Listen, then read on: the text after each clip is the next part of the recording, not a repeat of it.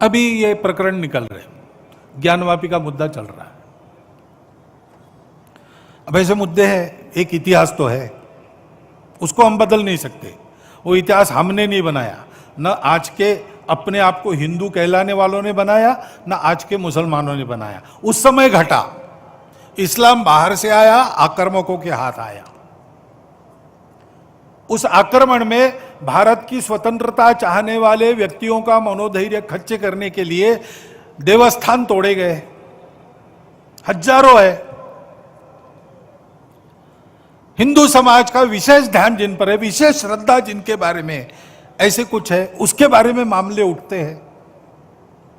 अब इसका विचार क्या करना, ये मुसलमानों के विरुद्ध नहीं सोचता है हिंदू। आज के मुसलमानों के उस समय पूर्वज भी हिंदू थे।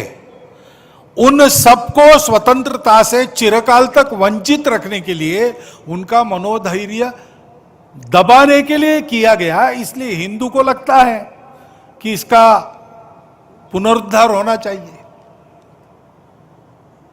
हम तो कुछ नहीं कहते, हमने 9 नवंबर को कह दिया कि एक राम जन्मभूमि का आंदोलन था जिसमें हम अपने प्रकृति के विरुद्ध किसी ऐतिहासिक कारण से उस समय की परिस्थिति में सम्मिलित हुए।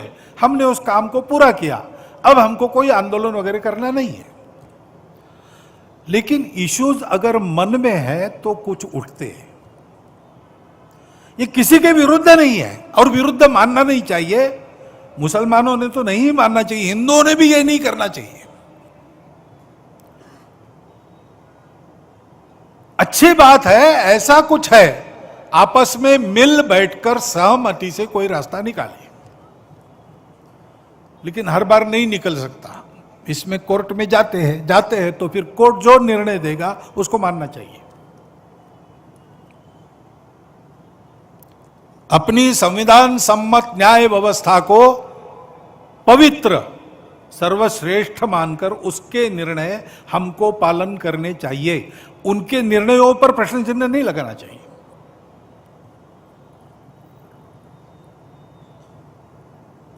और ठीक है, प्रतीकात्मक कुछ हमारी विशेष श्रद्धा थी, ऐसे स्थानों के बारे में हमने कहा, लेकिन रोज एक मामला निकालना नया, यह भी नहीं करना चाहिए। हमको झगड़ा क्यों बढ़ाना है?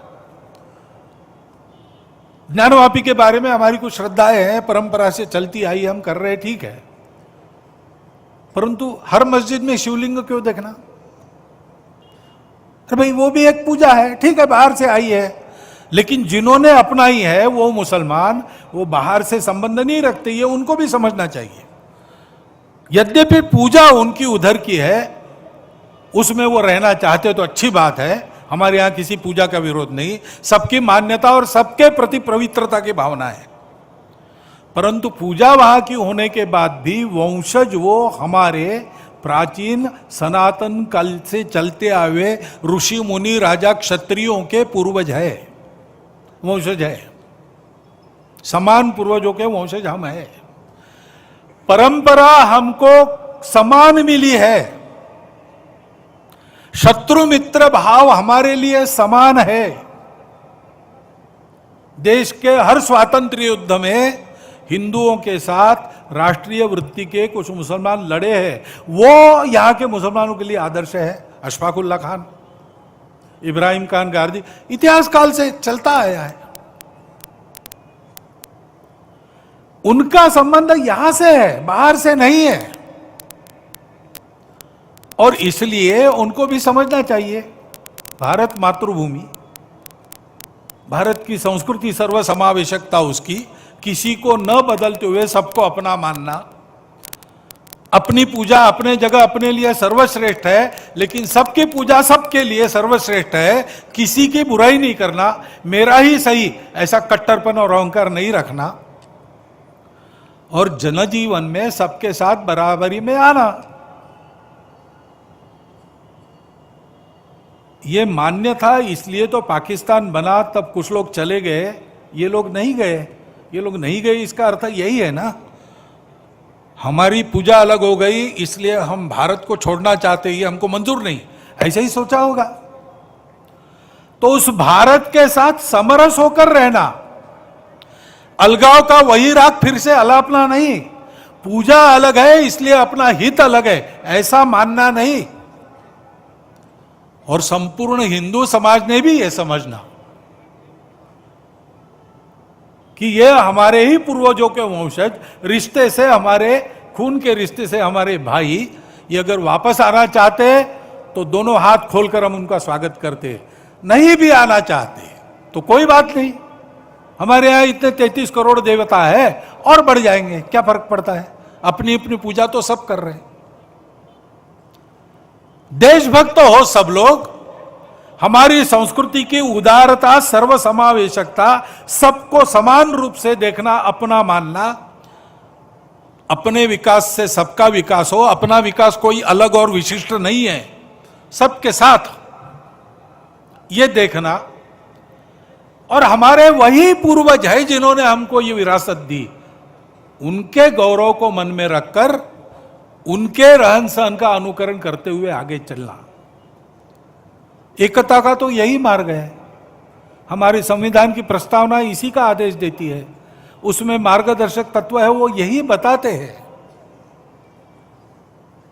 हमने ध्यान रखना चाहिए, समाज में एकता है तो एक दूसरे की संवेदनाओं का सबको ख्याल रखना पड़ेगा। मन वचन कर्म में कोई अतिवादिता आनी नहीं चाहिए। दोनों तरफ से उधर उधर उल जुलुल धमकियां देने वाली बातें अगर होती है, हिंदुओं की ओर से बहुत कम होती है। हिंदुओं ने बहुत धैर्य रखा है, हिंदुओं ने इस एकता के लिए बहुत ज्यादा कीमत भी चुकाई है, देश भी तोड़ दिया है, और फिर भी ऐसे स्वर उठते हैं और उसका विरोध कोई करता नहीं उधर से। इसलिए हमारे जैसे लोग बताते रहते भाई सब अपने हैं, लेकिन उनके मन में एक प्रश्न चिन्ह रहता है, हिंदू के मन में। और इसलिए अपने अपने ऐसे अतिवादी लोगों को टोकना चाहिए। हिंदुओं में टोकते हैं, हम भी कुछ बोल गए तो हमको भी टोकने वाले लोग हैं। हिंदू समाज किसी प्रकार का अतिवाद मान्य नहीं करता है, इसलिए हिंदू समाज में सब लोग आए, यहूदी आए, पारसी आए, विश्व का हर देश जब भी दिग्भ्रमित हो लड़खड़ाया, सत्य की पहचान करने इस धरा के पास आया। भूमि यह हर दलित को पुचकारती, हर पतित को उद्धारती। ये हिंदू के जीवन की परंपरा है, इसको समझकर हिंदू भी अपना हिंदुत्व का आचरण ठीक करे, शक्ति संपन्न हो, जीतना नहीं है किसी को, लेकिन किसी की ओर से जीता भी नहीं जाना है, डराना नहीं है किसी को, लेकिन किसी से डरने की भी नौबत नहीं आनी चाहिए। ऐसा हिंदू रहे और इन सबको गले लगाकर एक राष्ट्र जीवन के समृद्ध प्रवाह में सबको शामिल कर ले। इसके लिए जैसा शील चाहिए, जैसी शक्ति चाहिए, वैसी शक्ति सब में भरने का यह संघ का प्रयास है। अत्यंत आवश्यक, अनिवार्य ये आवश्यकता है देश की, क्योंकि हम सबको भाषा, प्रांत, पंथ आदि की सारी विविधताओं को लेकर एक दूसरे से दूर करना, आपस में लड़ाना और उन झगड़ों की आग पर अपने स्वार्थ की रोटियों को सेकने का उद्योग करने वाले अभी भी कार्यरत है, दुनिया में भी है, देश में भी है। उनके चंगुल में किसी प्रकार के समझदार लोगों को नहीं फंसना चाहिए।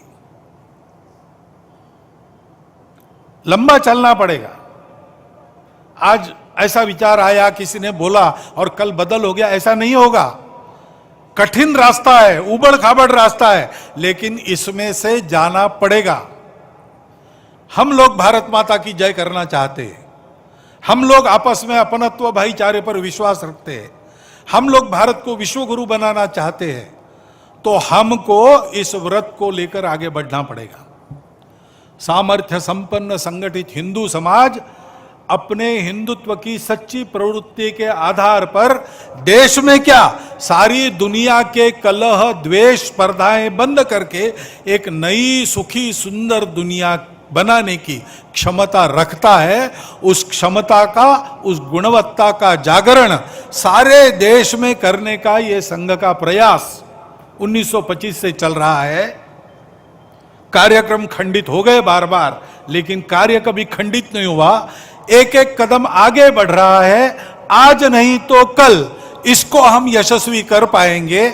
आज नहीं तो कल मैंने कहा, लेकिन अब जो दृश्य दिखता है उसमें लगता है कि आने वाले कुछ ही दिनों में संपूर्ण भारतवर्ष का समाज एक होकर, सारे भेद भूलकर, आपस के स्वार्थों को तिलांजलि देकर देश को बड़ा बनाकर दुनिया को सुखी बनाने के उद्योग में लगा है। यह दृश्य अपने कार्य की गति बढ़ाकर और यहां उपस्थित निमंत्रित बंधुओं का सहयोग उसमें होकर खड़ा हो सकता है।